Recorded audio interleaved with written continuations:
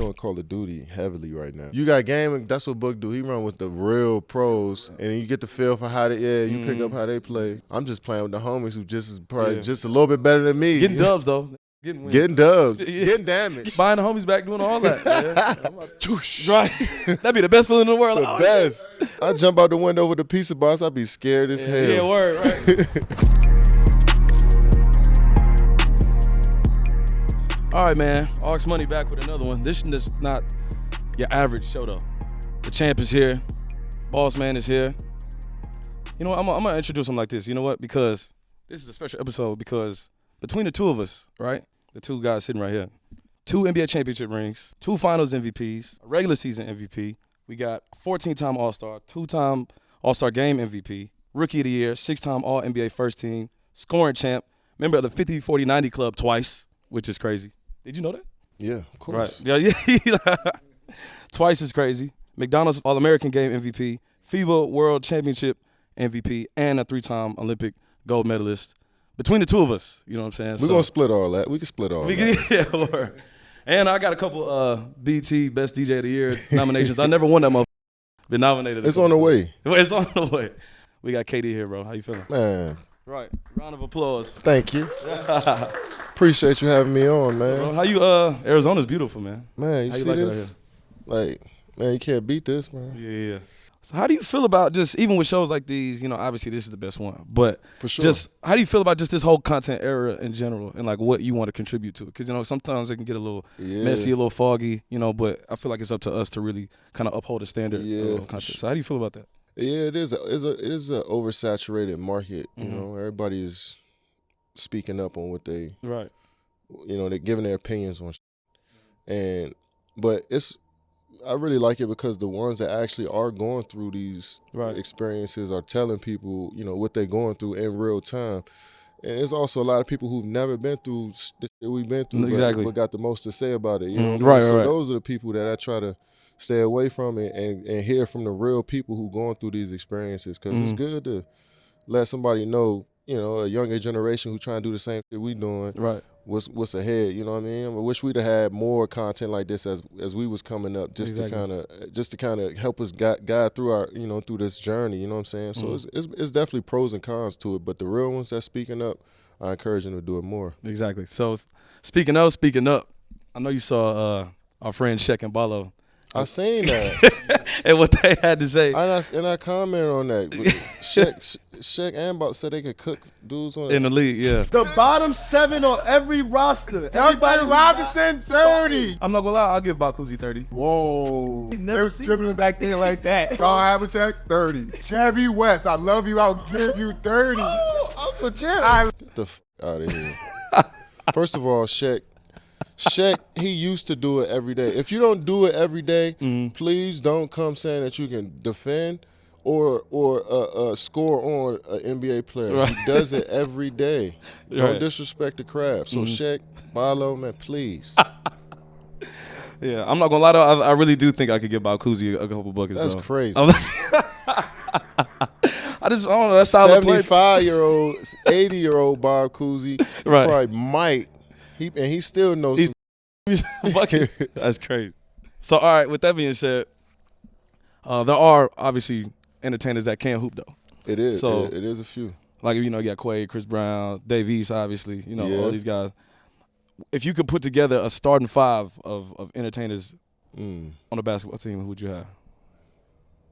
Yeah, you can, all time, Master P. Yeah. Let me see. Gotta go Master P, because he actually played in an NBA game preseason, but it was an NBA game. I'll go Master P. Chris Brown for sure. He's just an athletic freak. He got that bow leg. When you see this, the indicator for good athletes. When they walking with the pigeon toe, they walking on their toes, they big toe, they athletes. Chris Brown walks on his big toes. He can do everything. Taking Chris Brown. This an underrated pick, Rowdy Rebel. Oh, I haven't hooped with him before.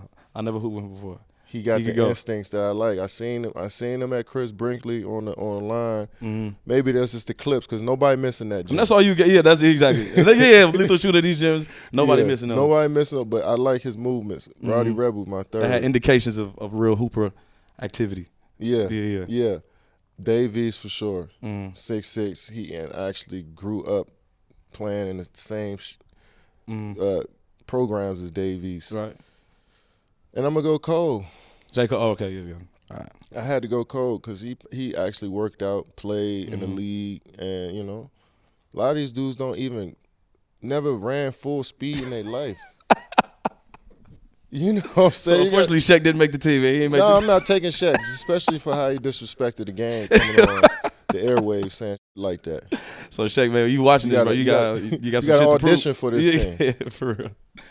So let's get into music, bro, because obviously you're more than involved in the music industry and just your preferences.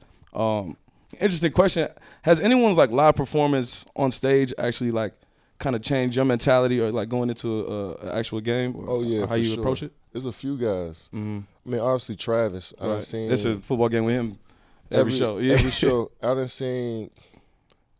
probably been at 20, 30 shows. It feel like I lost count, and I know all the songs every time I go, but every time it's a different vibe. You know what I'm saying? It's obviously different cities and stuff, but he bring that level of intensity every show. Yeah, and the consistency with it is just unmatched. And it's that's how I try to approach my craft too. Right. Just staying consistent with my energy every single day. Obviously seeing Drake show is just the biggest. You know what I'm saying? Right, just hits on hits on hits. When I sang, I went to a Travis show in Cleveland and I was leaving. And I was outside. I was just looking at the people that was leaving and was walking. Everybody had on Travis merch. Everybody locked in. It felt like I was leaving an NBA game. Right. I was like, damn, this is crazy how one dude can sell out arena and had this many supporters. And it's like, I had a game the next day, and I really locked in because I'm like, man, people here really, if they spend time to come watch this game, they want to see a show. No, you know what I'm saying? Yeah. So those artists really inspire me. They inspire all athletes to do what we do. So what moment of your life and is there a particular song or something that just sparked your whole interest in making music, listening to music, how you even, just consume music altogether? Was there a certain point? Yeah, it was college dropout. It was late registration. Those two, when Kanye was how he sampled music, I was always intrigued on how they did that. You know what I'm saying? So I just I was doing research on how he made beats on YouTube, on the internet, and all that type of stuff. So then I eventually just wanted to try to make beats on my own. So I bought a beat machine 2009. So I just started building from there. But it was just, Kanye just really, really got me into, trying to understand what production mean and how he put those sounds together. Right. What producers really influence? Because I hear even the music that you do make, I hear a lot of Dilla inspiration. Yeah. A lot of samples. Yeah, like Madlib, Dilla, Alchemist. Right. Obviously Ye, 40. Those sounds just timeless. Yeah, it's just and you could tell that they put a lot of time and effort into what they doing. Every drop is strategic, but they don't just throw music out. Yeah. You know what I'm saying? Every beat is they consistent in their work. And you see that across the board with all of the top artists who've been around for that long. Exactly. They stay consistent with what they do, and they also got an open mind and to new ideas too, from other people. They collab with a lot of other people too. Right. So that's inspiring to me. Yeah. Let's talk about the sneaker pack, because that's kind of was your avenue to get your platform into, to the more the music industry side. And I think it was the 15 you did with Boy Wonder and Knife Wonder and Cardo. Yep. So how did that come about? And what made you want to do that? I just from a love of music, I wanted I know those dudes are creative outside of music, so I wanted to get them inside the Nike building as well, to, just to create what they wanted to. I'm sure they always wanted to create a shoe. Exactly. So I felt that would be cool for them as well. But just to highlight, the dudes that don't really get too much credit for the music that's being made out here. Producers, DJs, a lot of these dudes get overshadowed. Unsung heroes for sure. Yeah, exactly. And they create a lot of the stuff that change people's thought processes and enlightens them, change their mindset on stuff. And it's from the frequencies and the music these dudes create. And so I just wanted to highlight that as well. And those dudes, Cardo, Boy Wonder, Knife, they're all legendary producers in the game. So I wanted to you know, make it an elite group of people as well. So the next one we got coming on the KD, we missed this year. So the KD 17, we got 3 more producers coming. I should say it. I mean, we got Bink, Fire, Alchemist, and Metro on the next pack, and for the 17. Yeah, for the 17. So 3 dudes who I respect, I love, listen to their shit over and over again. So I want to just keep it going every shoe. You know, try and just find 3 new producers every shoe and highlight them. Yeah, we got to talk sneakers now. Oh yeah, you got a lot of those, a lot of legendary ones, a lot of legendary colorways. My favorite, I'll probably say, it's probably the KD 6. I think is probably my favorite one. Damn. Do you have a favorite like all time colorways, or just kind of like a timing thing? See, my favorite changed a lot, but for now it got to be KD 4.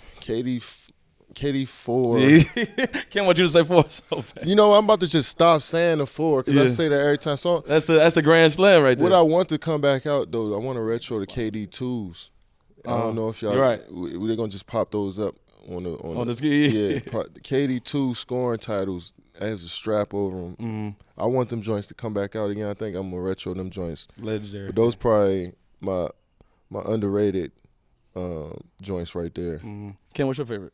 You said creamsicles. Oh, word, right. All-Star game. The 3s. I think it was 2s or 3s. The high top ones. It was like a creamsicle colorway. Orange. Yeah, them the 2s. Yeah. Those 2. Yeah. Those started off your KB knows how to do sneakers. And like the collectors. Like, this is not a basketball shoe anymore. This that era, like that, Braun, and I believe it was like Kyrie. No, it was Kobe. It was me, Braun, and Kobe that started. Yep. Like literally, y'all were really taking over. I think they were trying to shift people's thinking from, all right, now we done showed you so many Jordans. Now we got 3 current signature athletes dropping shoes. So we started doing a lot of shit together. Like the pack, we did in Orlando 2012 All-Star game. We did the Galaxy pack together. Me, Braun, Kobe. So we started doing. Zoe has those on right now, I think. Actually, yeah. Yeah. So like, but yeah, I don't think nobody can ever compete with the Jumpman. But we was trying to build something, and that was around that time we started using crazier colors. The league started letting us wear the shoes because before we couldn't wear nothing. You had to be in the colorway of the uniform. Yeah, and all we that. had to only wear. That shit was dry. I'm not trash. It was dry, bro. And I would have shoes that I'm like, I couldn't wear Nerfs in the game. I couldn't wear Weathermans. That dry. Pearls. I couldn't wear none of those in the game, and those it'd hit more if I play in them. Right. You know what I'm saying? So nowadays you can bring all it back, and then you can still wear it on the court. Yeah. So if Kevin Durant could make an album, I don't want to say, obviously I wouldn't want a whole track list, but what would be some key collaborations that you would want on your album? Yeah. Alchemist producing with a mix of like Cardo, Ford, like all my favorite producers for one, then just guest verses. Like I just want a 16 from somebody. Yeah, right. Right. You know what I'm saying? I don't want you to just give me a song and I'll put my verse on it. I want it to still be my vibe and you come into my world. Exactly. So somebody, obviously Drake, Future, those 2, and then just my big the 3s guys, like Travis, like any like younger slept on kids that you think you would want? Baby Drill hard. Baby Drill. Yeah. I'm with V's. Right. Yep. I would definitely have V's. V's just likable, bro. He's just likable. I just like him, man. Energy, like, just great energy. Great verses also. Yeah. No. What do you feel about all this like female rap beef that's going on right now? I feel like everybody's kind of they beefing in female rap with each other. It's a lot of bad blood with that right now. That's competitive sports though, man. They playing a competitive sport, man. If you don't like somebody, you're gonna rap about it and then move on. And then if it don't escalate, I mean, it escalates, but it don't have to. Right. But I like the competitive sport. I like when these women come on there and actually rap about that they going through. You know what I'm saying? And I can appreciate that. Yeah.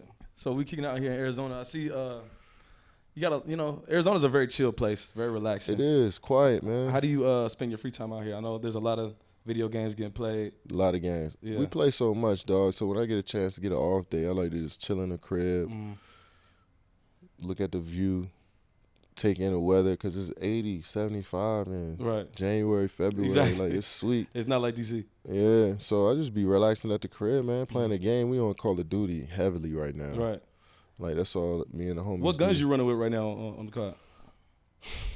I'm ranking up I'm on the BP 50. Oh, yeah. Yes, sir. Laying down. I'm on the HRM9. HRM9, that's what I'm on right there. I'm on the HRM9. I'm on the Palomar, the 100 100-rounder, the TAC Evolver. Mm-hmm. I'm ranking up I'm switching guns every game just so I can get my, but it's so addicting, bro. It's addicting, bro. It's tough to get off. How'd the KD skin come about? Right. Just from playing every day, and I'm like, you know what, let me just hit. And then I went up and played the ones that's out now. I played it early. Mm-hmm. So I went up to the office right around the corner from my house. I'm like, let me go up there and just vibe with them. And they let me just do a skin, bro. Right. I want to update it too because I wanted to do the Slim Reaper in there, like with the hood on, the long with the and I wanted and I wanted my really my weapon to be the scythe, whatever they call that shit. And I wanted to make me 6'9". They was like, nah, you'll stand out too much. I'm like, yo, it'll be a bunch of 6'9" running around in the game. That'll be fire. Right. But like, you get killed too easily. I'm like, all right, bet. But Book, he is elite. For real, I haven't run with him yet. Elite. We should have that also. We should have like we got to get a private lobby because you get what? 40? Yeah, we got to do private lobby. I could get 40 dudes to play. Yeah. It's so easy to get 50 to 60 dudes to come play in a private lobby. We should do that and then live and then go to straight line. Yep. Everybody's streaming. Oh, you want to play the big map? The big map. You play the big. Yeah, that's easy to do, bro. I got so many dudes that are. What's it called? Discord. Put that shit out. Yep, that'd be fire. Yeah, I really want to see because I don't know because I haven't run with everybody, but who would be like the all time like if you're running fours on some big map or resurgence or whatever, who would be like the best four of like real Call of Duty players? Who would be like the top four that would actually compete against like real play against the pros? Against the pros, yeah. I want to see Book. Yeah, I'm saying who would be good enough that's not a pro gamer. Yeah. To go against who we send out to battle. Yo, Book is really. I gotta see Book play, bro. He really he'll get like 16. Word. He'll averaging at least 12 a game, and resurgence. Yeah. Yeah, Ray's Corrupted, the photographer. He dropping. I've seen him drop 30 before. I think he might be actually pro though. I'm like, I think. So how do you get that good at that? I don't know, bro.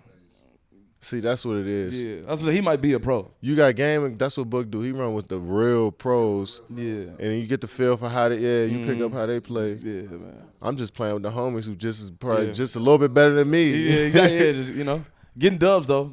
Getting dubs, getting kills. Getting kills. I'm not out here for cardio. I'm definitely getting damaged. Getting damaged. Getting damaged. Getting damaged, man. Buying the homies back, doing all that, man. I'm out there really contributing. Telling you. I'm telling you, man. Right. That'd be the best feeling in the world. The best. I'd be scared as hell. Pizza box, bro. Get up, turn around. I jump out the window with the pizza box. I'd be scared as hell. Yeah, word, right. Couple more music questions, bro. What city, we were talking about a little bit with the baby drills and V's and everything, but what city do you think is consistently making the best music right now? You gotta still go Atlanta. At the end of the day. Atlanta, I mean, they've been at it for what? How long? Let's say 20 years or easy, 25 years of like every they producing stars. Even just like Lil Jon and the whole. Yeah, you can go back to T.I.'s a little. Like you can go farther. You can go way back to Outkast or Dungeon Family, all that. But like. Recently in this, I want to say like 2010 on up, they just been every year stars. And then, but you got other cities, Memphis doing their thing right now. Detroit killing it. I feel like Detroit wave was like the last 2-3 years they really. Detroit, yeah. Strong. I feel like Atlanta gonna always have that because they like the foundation of the new brand of music that came out around this time. Right. Like, but then you got everybody gonna have their time. I feel like every like region gonna have their time. I think. How you feel about the DMV when it comes to music? And that whole scene.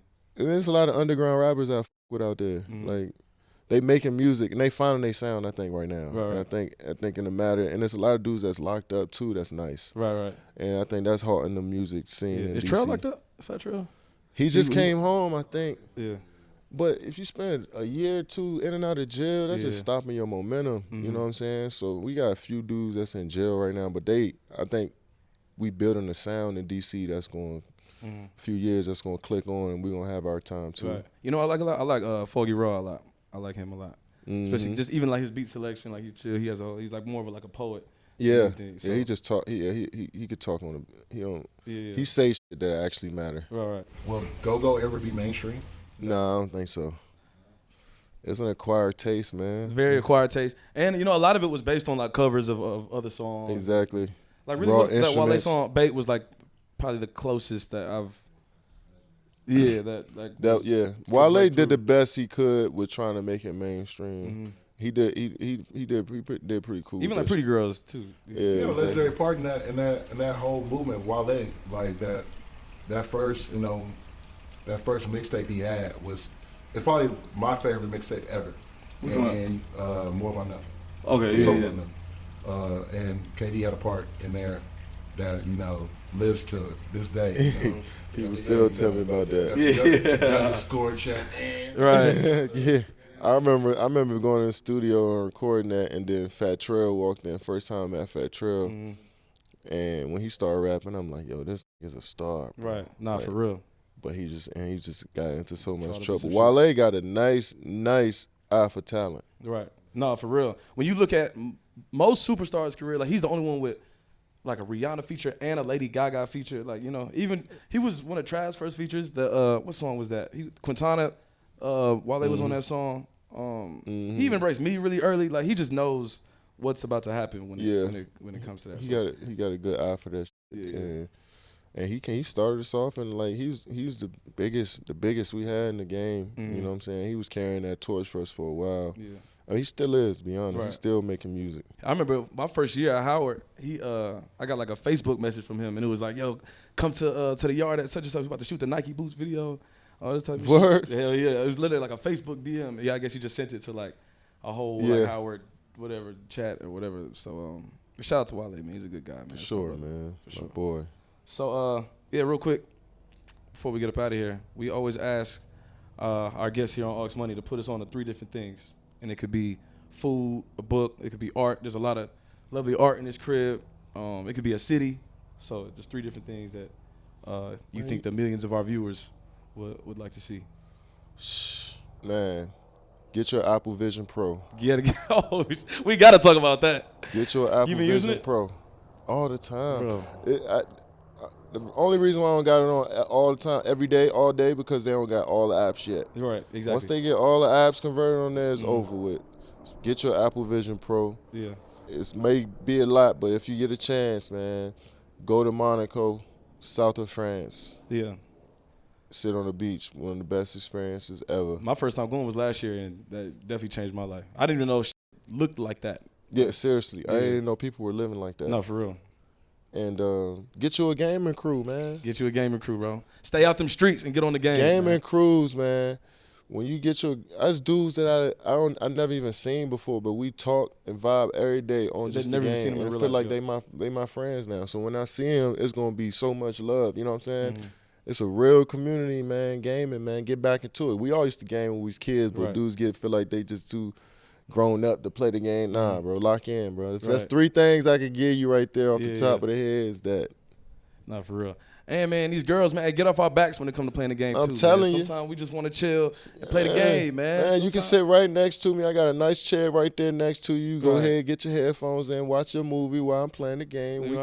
When I'm in between games, I can vibe out with you and then go, you know what I mean? That's my perfect date right there. That's a perfect date. That's a perfect date.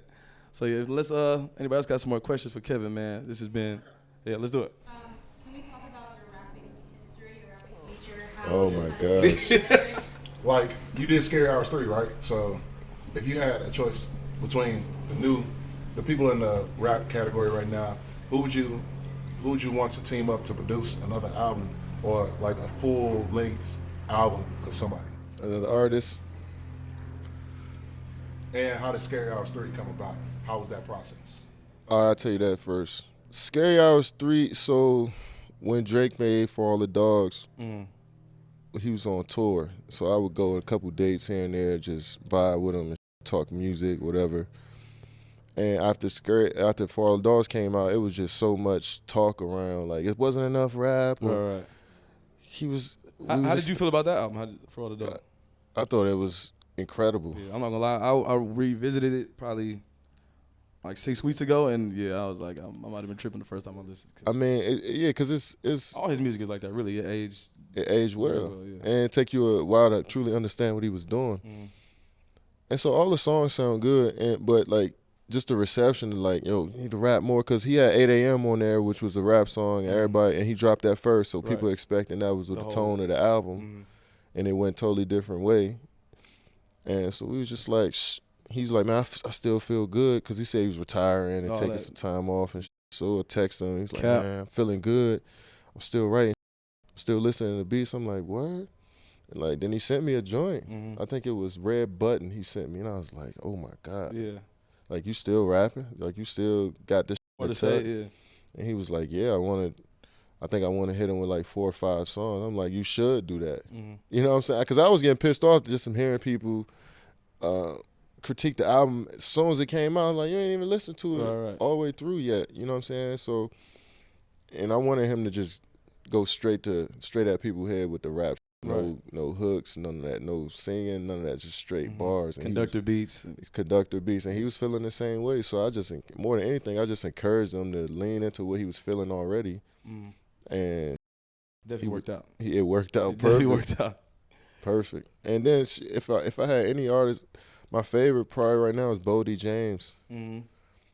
He's had a long career, bro. I remember even just listening to him with like the Chuck English vibe, you know, just that whole. Yeah. I mean, he's an outstanding, like rapper. Like, just he feel like he mastered the craft of rapping. So if I can sit down in the studio from the ground up with anybody, just making songs, it'd probably be him right now.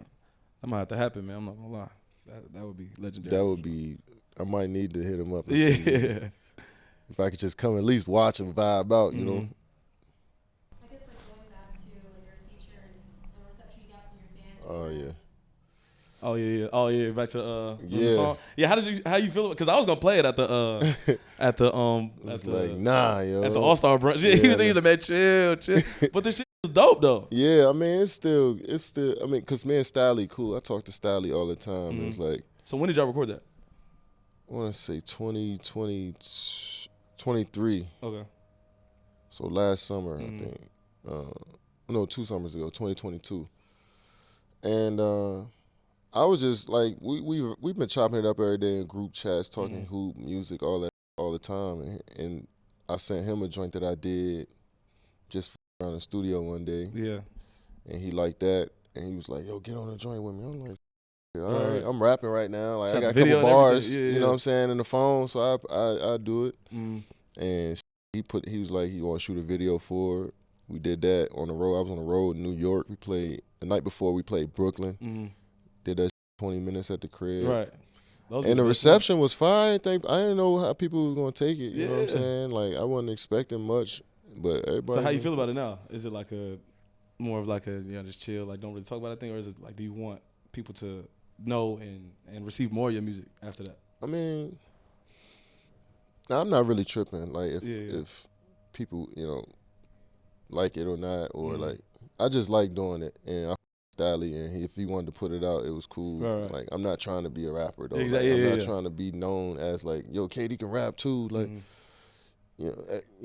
everybody been hitting me though, just get on joint stuff. Yeah, that's so it's like some shit you can't even help. I'm just in it, I guess.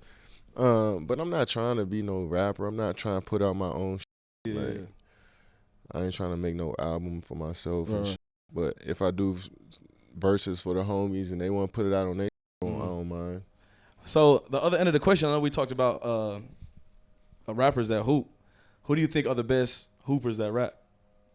Like, I know, like Miles Bridges. Yes, Dame for sure, number one, I think, because he just practice more. All right. He nice at it. He actually got 6-7 albums out. Right. He be going crazy. He's dropping. Yeah. He's dropping. Like, he's making videos and all types. So I would say Dame. Miles is hard too. Like, he can rap. I ain't really heard too many other dudes in it like that. I feel like there's a couple. I'm sure it's so many. Oh, Kay Cunningham rap too. Yeah, he rap. Oh, CJ rap? CJ rap, bro. But I'm sure, like, I got like 12 songs of CJ's on my phone, bro. There's like 4 dudes on my team that actually rap too. Like Josh Okogie rap, DeAndre Ayton rap. Right. Yo, I swear at least half the dudes in the league rap, bro. At some point. They got studios in their crib and they make music. Yeah. They just probably don't put it out. But Dame probably the best because he actually he moved like a real artist. Yeah. Right. So what is there like not a goal you have lyrically, but like what type of message or just all around theme do you want to have like when it comes to your verses? Like, just speaking my life and what I'm doing every day. Yeah. Like I want it to be real intimate.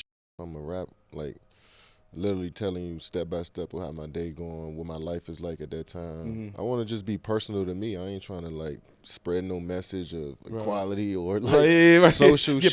Yeah, I ain't trying to get into the political, social shit. I'm just really like, if you can relate to my life, you know what I'm saying, then cool. If not, then you don't got to listen to my shit. Like Currency, I'm inspired. Like Currency, how he rap and what he talk about. He literally could drop an album every day. Yeah, exactly. They just talk about just real life they going through, even if it's from talking. This motherfucker talking about how he just played a video game and he just smoke weed all day, like that type of shit. Exactly. I want to rap about over chill beats, and if people it, they do. So last question, not album, but what is your favorite mixtape ever? Ooh, Drought 3. Drought 3, okay. Got to be the Drought 3. Yeah. When Wayne was just mine is Dedication 2. That was like, man. I was swear when I said Drought 3, I was also thinking Dedication 2 because I could just remember walking around campus my freshman year playing that joint in the iPod Nano, non-stop, bro, on repeat, bro. Even Drama did his thing with the, it was just, and those are some original songs on there too. You know what I'm saying? But Drought 3, it was all beats that he took from somebody else. Right. So Dedication, man, it's probably a tie between them two. They're both perfect. 2, Drought 3. Yeah, and then No Ceilings is like. That's just like the holy trinity. Right. Not Wayne, I would probably say my favorite mixtape. Man, what's another good one? Honestly, bro, I do like Wale's 100 Miles of Running. It just shaped a lot of like when I first got to first got to DC. It just even just the samples he was using. He had like Daft Punk sample, Crystal Castles sample, all types. So yeah, that's probably my favorite. Dropping around that time though, everybody like Kush and OJ was. Exactly, that's what I'm saying. Like mixtape, that's that era of probably top 5, top 10 mixtapes. Ross Albert Anastasia EP was hard. Oh yeah, yep. That's crazy. Yeah, Ross had some Black Bar Mitzvah. That was fire. Ross is up there for me. And he's just he's sparring, he recording, dropping. He definitely good example of how to age in this whole. Yeah, for sure. That matters, right? Like for real. How you age in this. You saying dude like Killer Mike? I mean, what, he 40-something years old, been in the game, right? Still making music. I like to see the OGs still making music, and even if they ain't like super successful, ain't on the billboards, ain't killing it like they used to, but just still in the craft, still going to the gym every day. I like seeing that shit. Your game can change, but at least you still playing, just switching your methods. Yeah. Word up. Can we give him a DJ pop quiz like you gave Lenny and Dell? Oh, well, okay. Yeah, we'll do that. So there's a lot of scenarios as a DJ that you can come across where you need to pick certain songs for certain things. Actually, but the whole one about having to go to the bathroom, that was the biggest thing yesterday because I had like 8 margaritas in that joint. I had to go to the restroom. But so we do these DJ scenarios where I ask you a question and you would pick a song based on that scenario. I seen this one. Right. I seen this one. So I'm gonna ask you the same one first. If a fight break out, would you either calm it down or egg it on, and then what song would you play? I would definitely calm it down. I don't know. Good vibes. It can escalate. How would you calm it down? And I would calm it down, and I would go straight into. I feel like you gotta turn that shit up. Yeah. Right after that. I'm going with Chickens, Future. Oh yeah. That's it. I feel like every party you ask me to play that song. I'm going with Chickens, Future. I feel like that get people out their seats and get people into a good mood. Yeah. You said you would play. I didn't even answer. So Lenny said. No, you said. I thought you said you would play Shorty Low. Okay. Oh yeah, if I needed to. Oh yeah, like coming back into the. So I would like you do some like sample. Yeah, right. I seen. Yeah, that's. You said you would do the original first into that. Yeah. But if you couldn't play outside of that, just to spark if there was a fight broken out? Yeah. I would. And you ain't got that whole mix going right now. You just gotta. Yeah, I would calm it down just because I personally don't like that shit. It just takes away from the right. part. Yeah, like I don't want the party to just end. So I would calm it down. I'll play some like, I'm a nerd, bro. What's in a sentimental mood? Who? The jazz. How can I not remember who actually? I want to say John Coltrane, but in a sentimental mood, the dum dum dum dum dum dum. Oh yeah. Yeah, I'll probably just calm it down and see. Yeah, you got some thought provoking. You know what? Maybe I shouldn't be this club up right now. Man, for real. You know what I'm saying? Damn. Did I have too many drinks? I ain't even got no problem with this thing. Man. Exactly. Yeah, I feel that. Yeah, so I'll do that. Exactly. I got a scenario. Let's say the dude that opened up for you just totally trash. Oh, okay. He trash, or did he burn me out? Did he like play all the good shit, or he's just not good? He's just not good. He trying and the crowd just like not even interested in him, and then you come on. Mm-hmm. So what's to signify to people like, hey, there's a good DJ on now? Yeah, exactly. I would just go straight hit after that. I'll probably go like. But which one? I'll probably go. You know what? Is always working right now is the Drake joint. You Broke My Heart. I'll probably just come in, big anthem, horns, and all type. Start talking on the mic. I'll probably come in. Do you cater to all the women? Oh yeah. Yeah. All the time though, but you play Sexy Red all the time. Like you can't. Yeah, and obviously like sometimes it's when you work so much, when you DJ so much, it kind of gets repetitive and it's kind of like it's like all right, like obviously this song is gonna work every time, but I mean you kind of have to, and that's the position of the DJ is to not be selfish and to and you do have to cater to a crowd to a certain extent. You know what I'm saying? So yeah, I do. It depends on where. Like obviously I didn't play it last night in the club. Like 99% of the time you gonna play some Sexy Red. That's just what it is. She got shit on lock right She got it on lock right now. Yeah, you just kind of. But it'd be some DJs who lean too much into like playing like the mainstream. It just hit after. But Rap Caviar, the Megs Thee Stallion and Sexy Red, like the women like cater to them. Yeah, they like to cater to them more so than like want to hear some hard. All right, now. And I'm not gonna lie, bro. These girls are different these days, man. A lot of them be wanting to hear that little baby. They for real. They some gangsters for real. They listen to rappers, yeah. They want to stand on couches. And then I see a DJ, I'm like, bro, they don't even want to hear this. Bro, they put on some hard. Want to play, if they want to hear 42 Doug, and exactly. They want to stand on couches and rap their shit. Exactly. Yeah, these little gangsters, man. Gotta love them. But little demons. Right, little demons, man.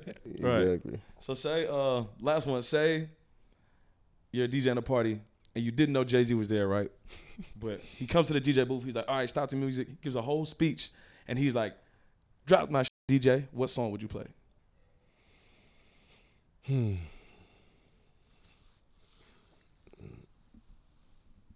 But you gotta go. What more can I say? Oh, that's my favorite one. That's my favorite Jay-Z song of all time. You gotta drop that right after the Jay-Z speech. Yeah. I'll go there. That's my favorite song, and then I'll go probably. I feel like You Don't Know would be too predictable. You know what? I like Rock Boys a lot.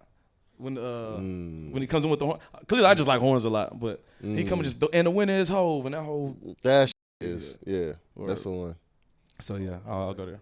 I had a question for you, Chase. What's that? So talking about Jay-Z, you had a moment to be on a Jay-Z album. Oh yeah, man. That I don't regret what happened, but yeah. So this is when me and Trav were both heavy in New York. I didn't officially like live there yet, but we were in New York really heavy, and he got like an email or a text from Hov basically saying like, yo, this is Magna Carta Holy Grail days, and he's like, yo, like basically I don't want to finish my album until you come and and come. So we like, oh, we go up to Jungle City, and it we just had had the session, whatever. Hov there, and Trav pull out his laptop. First beat he played, I'm talking about, he pressed spacebar, and it's the first one is Somewhere in America. Travis made that? That's the first beat he played off and I kid you not, bro, this Jay-Z just starts rapping. Whatever the first verse is, how did he start? The shout out to old schools and old rules, all that. He said that. I'm talking about 20 seconds into the beat being played. The whole first verse is what he freestyled. Like I saw it. I was just like, brother, because I heard that he didn't write, but now I saw that he didn't write. Right, so it got to this one point where he said some shit, knock, knock, I'm at your neighbor house. Yeah. Let me backing out the driveway. I had to do it backing out the driveway, and I was just I was like, or I just like some ad lib. Like, yeah, I fuck with that. And then so we ended up doing that. He played like off, I got it, all that type of shit. And so the next day he wanted to record somewhere in America, and this is my first time ever getting booked at the Derby in New York. Mm-hmm. So they called me and asked if I could do it. I was like, yeah. And I'm dead broke at this time, so I was like, bro, I gotta go. Whatever money that was paying me back then, I had to go get it. So I told Trav, like, yeah, I can't come to the session today. I gotta work, yeah, whatever. So him and our homie Dozy go back to Jungle City, and for them to record that song. And then while he recording it, he's like, yo, where your homie at with the skirt? Like, I wanted him to do it. You missed the ad lib, bro. That's Trav saying the ad lib on the actual song, but you came up with the whole shit. Yeah, bro. And you was at the Derby. I was at the Derby, bro. I was Did you? I was trying to perfect my craft, though, man. I was trying to get in there in New York nightlife, but goddamn, if I knew what I know now, you'd been like, all right, man. Hell yeah, that was just a great era of New York, really, just the Derby up and down era. Magna Carta, that was a time, man. That was a time, bro. I miss all that. I had just got with Rock Nation too around that time. I signed with they sports management. Like that was a time. That was a time, bro. New York was golden going there. People really try to act like they ain't Magna Carta. I with that bro. My up this world, bro. That song. Don't be good, be great. That I love that album.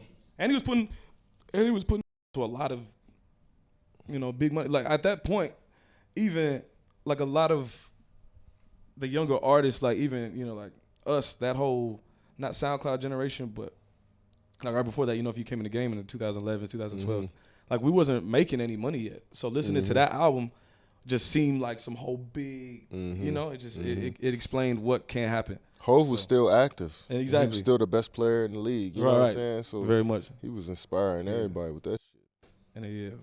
And I got it. I remember when I first heard that, I was just like, bro, this is the best song I've ever heard, bro. And him Ross. and Rose on there, it was perfect. So we're taking this back like to high school. So I have, I'm fortunate enough to, see a lot of high school players. I was fortunate enough to actually watch you play in high school. That's crazy. And it was in Houston. It was an event called the National Invitation, and Montrose Christian was involved in it. No, that was Dallas. That was Dallas. Dallas. And so y'all played. So like in high school, who were like? There's always a conversation of some of them ones in their high school. You got Brandon Jennings, you got Beasley. There's a lot of like elite ones that in high school, ran the country. Yeah. Whether it was, they played for Nike or they played for Adidas, but they ran the country. So who are some of the people, that you saw and you wanted to be like, I need to see him one-on-one type thing? Yeah. Especially in your era. Even guys that might not have made it to the league. Yeah. So I remember I was 8th grade, I seen OJ Mayo for the first time. Him and Billy Walker. I was in 8th grade, they was in 7th grade, and they was dunking easily. And I couldn't dunk yet. Yeah. And I was like, damn, and then you just hear it. Back then, the internet wasn't what it was now, obviously. So you wasn't really, it was all word of mouth. You was hearing these dudes. So the legend behind these dudes at 9th, 7th, 8th grade years old, and then seeing them dunking in the lane over top of dudes moving that way. Right. Them two really. 7th grade is crazy. Yeah, that's wild. And I played with Mike Beasley since we was 8 years old, 9 years old. So I seen how good he was early on, so we pushed each other. But Ty Lawson probably is the one that really. Ty, I played against Ty when we were in 8th grade. We used to go to that academy tournament every year just to see Ty Lawson. Bro, Ty Lawson is the fastest player I ever seen with a basketball in his hands. With my own eyes, he was the fastest one I ever seen. Him and Derrick Rose, but he was faster than Derrick Rose with the ball in his hands, and he can make any layup. Like in 7th grade, he was playing like a pro. Right. And he was big and strong, and I was like, I got to just get better. Because these dudes is just like bigger, stronger. They can move a little better than I could because I was short in 8th grade. I was not short, but I was 6'2". Like, then I shot up to 6'8" my sophomore year in high school. So, you know what I'm saying? I was playing a guard, so I was inspired by guards. You know what I mean? That's what so OJ Mayo, Ty Lawson, dude named Taylor King, he was cold. He was tough. Yeah. Right. That whole he committed squad. to Duke in like 8th grade. And he was 6'8", 6'9", shooting threes. He was tough. He was a white boy out of Cali. And so I went to a big tournament in Memphis when I was like 13, big AAU tournament. First time I really seen all these players that were elite. Right. And that opened my mind and like, all right, I got a long ways to go for one, but it's bigger than my block. Because I was like, I was the best dude in my neighborhood, at my rec center, and that's all I was thinking about because I wasn't going nowhere else. I was just playing around that area. And then when you go outside your state and you see other people that's doing it at another level, and they look different, move different, talk different. Then you start to humble yourself a bit and get back into that gym and lock in, you know what I'm saying? It's talent everywhere, bro. Shout out to my dog DJ Augustine, man. You know, I went to he actually after Katrina, he actually transferred to Hightower. You was at Hightower with DJ? I was at Hightower, yeah. Nah, yeah. That's my Hightower. We had sports. Me and DJ got tight as soon as we got on campus. Right. I was gonna ask you. So, what made you end up at Texas? What was the ultimate decision? So I was like a late bloomer my first 2 years in high school. Like people didn't know me much. So we went out to one tournament in Delaware. I started playing well, and this coach the coach at Texas, he's from my hometown. He just started recruiting me early. He stayed on me early, and I promised him I was going to visit. But I wanted to go to North Carolina. Okay. That's where Ty was going. Right, yep. And me and Ty played together since we were in 9th grade, 10th grade. So I got to know him. So I wanted to go with him and a couple of my other homies that was going. But I promised them I was going on a visit. So when I went down there, I was like, oh, this it. Yeah. My first time ever in Texas. Austin will do that, man. I went on 6th Street. Right. Vibe. I was like, yeah, this it. Yeah. I need to come down here. And then I was going to get all the shots there too. Right. You know what I'm saying? I had a very underrated player by the name of Damian James. Yeah, Damian was he wasn't a McDonald's All-American, but he was like right underneath that shit. He was a good high school player, so we knew he had committed to Oklahoma first. And then Kelvin Sampson, who at Houston now, he had went to Indiana, I think, and so he opened his recruitment up, and we got him like last minute, and we needed him because we was playing all freshmen that year. Yeah, exactly. Yep. So we was a young team, and with him, that's when we kind of built that foundation. He stayed 4 years, leading rebounder in Texas. We had a nice career, got drafted. Nah, that was a fun time, bro. We talk about eras. Dexter Pittman. Oh my Dexter God. Pittman, yeah. Yep, Dexter Pittman. We had another dude from Houston, Harrison Smith. He had transferred out though, but he's there when I was there. He was my teammate overseas, crazy enough. Where? Yes. Harrison Smith was my teammate overseas. Man, Cam used to hoop, man. H. He put a couple pounds on since day. he used to hoop. Nah, I really got integrated in the Texas culture though when I got down there. I had no clue about Texas and never been there.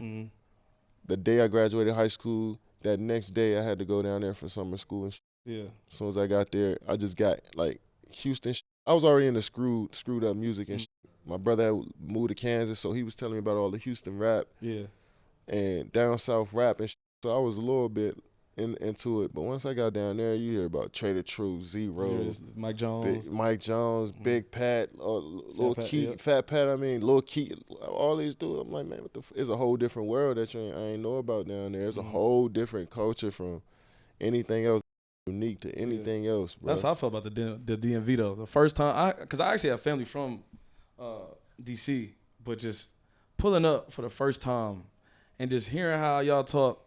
The DC lingo is the craziest. It's ridiculous in the country, and just everybody wearing New Balances, Nike boots, New Balance. I still think DC has the best, like not the best dressed people overall. I just think as like a local fashion, I think the DMV just has the most original, because we came up, it was all local streetwear brands, right?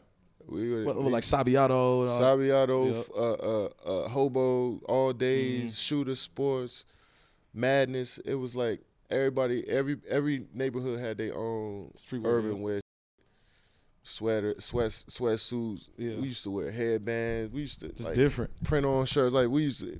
Sabiato though was was the one. That's when I got. That's when you had to go down to Georgetown and with the Italians to get that. Yeah, I used to work at in Georgetown. What was that store? The sneaker store that was in Georgetown. Was it Major? Majors. Yeah, with Ducky. Ducky. Yeah. I used to go there down there every week. Yeah, to get this.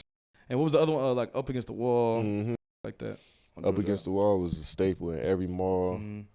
We got our own culture for sure. It just never hit mainstream, and people never like. I kind of like that it didn't though. For yeah, real. me too. It's very. It's a gem. It didn't get oversaturated or watered down by the corporate. Like New Balances was a thing. Like I wore Nikes, but like I always wanted New Balance. You know what I'm saying? Coming up and Nike boots and Timbs. Like we wore like that. But when I went to Texas though. Yeah. Like you said, it was just like how y'all talk, how y'all move, how y'all dress. Just the vibe was just like, I need to be here. So Russell Springman was the dude who recruited me. He the head coach now at Oral Roberts.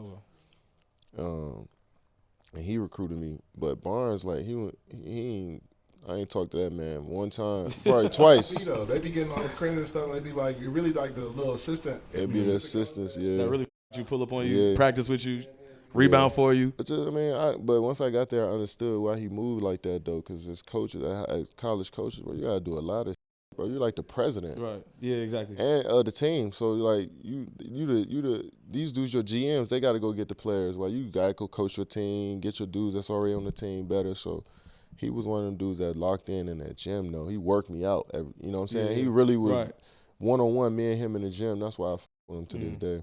That's dope. You got a legendary street ball moment. So you're legendary on the court, but even off the court when you play basketball, you're legendary. You had like a very viral moment that I remember to this day. Yeah, I mean, drop 60. Yeah, I mean, legendary moment. Going like, how did that make you feel? You know, to submit yourself in the not only street ball Hall of Fame, but just in basketball and like outside of it. Yeah, it's crazy because going up there, I really just wanted to play ball. I wasn't really expecting to do like that. Like I didn't know it was going. Like I was going to score 60. I thought it was just cool for the night and like motherfuckers gonna get over it. I didn't think it was gonna be years, like decades later, really. Yeah, I didn't think it was gonna be this moment that people really took to that the way they're doing it now. So like, I done hooped in plenty of parks before. Like I done had 60 in other parks before, and like. But when you just step in that Rucker in New York, though, that's just a different environment. People hanging out their windows, on the fence. In the heart of Harlem, too. That shit. And so I had no clue it was going to turn into what it turned to. And that night was random as hell, bro.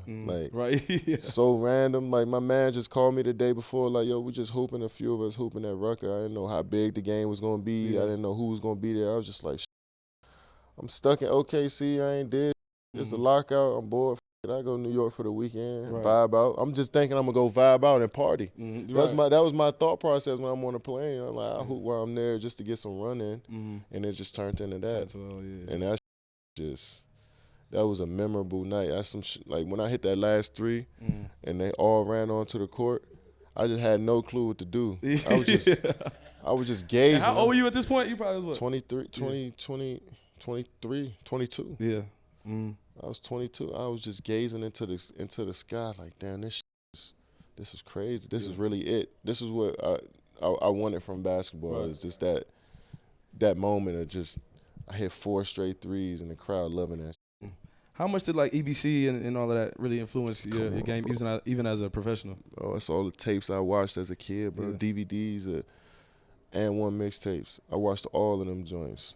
So when then I would see Kobe. Kobe had played out there. Steve Francis had played out there. Lamar Odom. So I'm like, if NBA players doing that, then exactly. I got to follow suit. I wanted to be like them. So like, I had to do everything they was doing, you know. So I just wanted to see what it was like, man. And I went to Dykeman. I went all up and through New York hooping.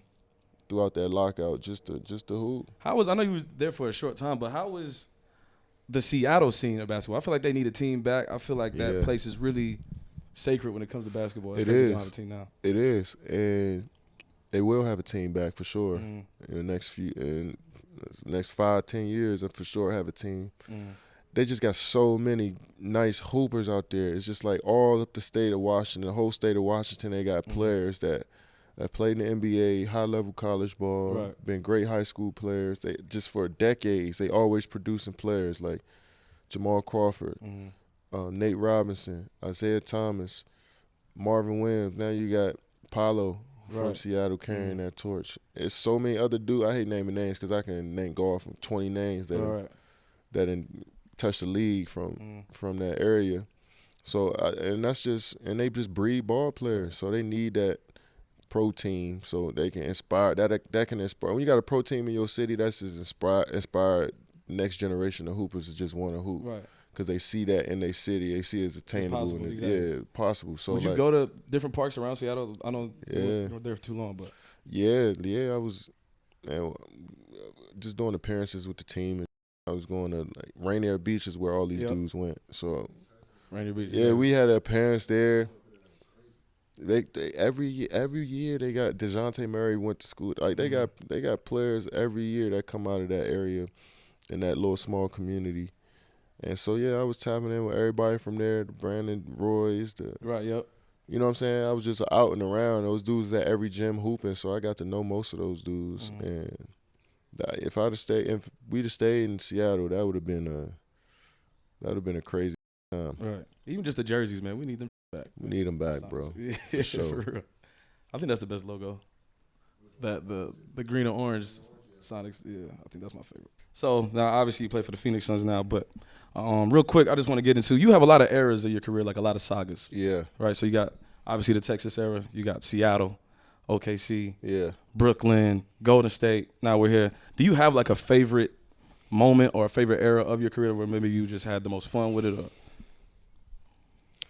It has to be that OKC time period because it was like the entry point into to all of this, you know what I mean? That's like the foundation of everything. So we was young and we was playing against dynasties, you know what I'm saying? We was competing against the Lakers with Kobe when they won a back-to-back, Dallas when they won a championship, Miami with LeBron and D-Wade and all them. So that was the start of it all, and I think coming in early, all of us, James, me, Russ, Serge, we was all 22, 23, and getting thrown into the fire like that. That probably was the best obviously time. Was everybody's favorite team at that time. That was I didn't realize that until I got older that everybody, guys is in their 30s now, like, man, we grew up right for watching you dudes that's in their 20s. Like, man, when I was a kid, we was watching y'all. It's crazy. But, and a lot of people, a lot of young people gravitated towards that team because they seen we was all young, so we was their team coming up. So that was it's pretty cool. All getting drafted there, too, was a big thing. That was